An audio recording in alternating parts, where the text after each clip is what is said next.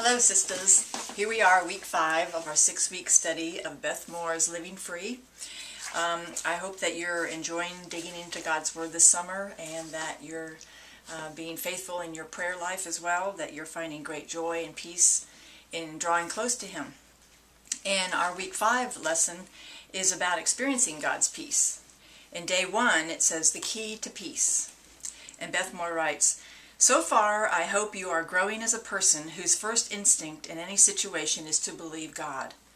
A person who thinks first of His glory rather than worrying about what people think of you. Ooh. And a person who finds such satisfaction in Him that false gods have as much attraction as cleaning the garbage disposal. True. She said, my second desire for you has to do with praying God's Word. Remember now, this is a process. We're all on this journey together, striving to become faithful to Christ. So our first, day 1 in our week lesson is the key to peace. And in day 2 is, she calls it, why so reluctant? Reluctant. Did I say that? And she has a verse in here and it says, what do you suppose would happen if we paid attention to God's commands? If we learn to live totally under God's authority?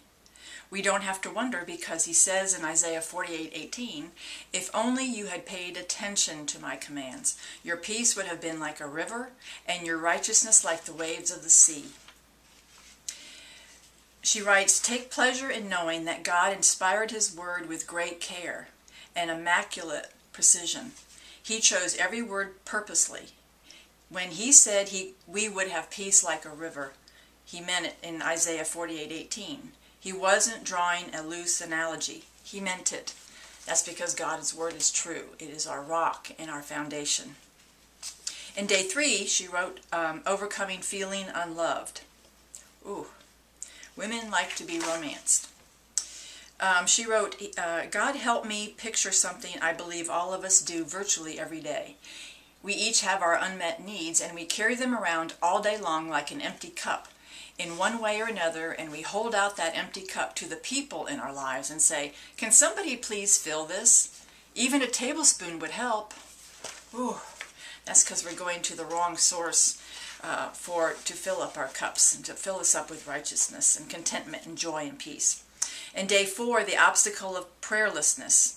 The fourth benefit of our relationship with God is to experience His peace. The key to peace is authority.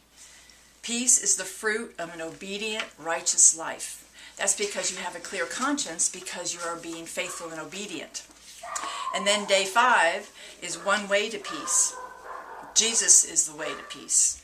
Again, because He is the answer to all of our needs. Christ came to set the captive free. She writes, Satan comes to make the free captive. So I pray that you'll continue to stay in God's Word and find Him to be more than you ever dreamed, to fulfill every need in abundance with overflow. I pray that you'll continue to stay close to Him. I pray that when you pray, you will believe that God hears and answers the prayers of His people. And I also pray that if you want to make a comment, that please feel free to write on my blog. Until next week.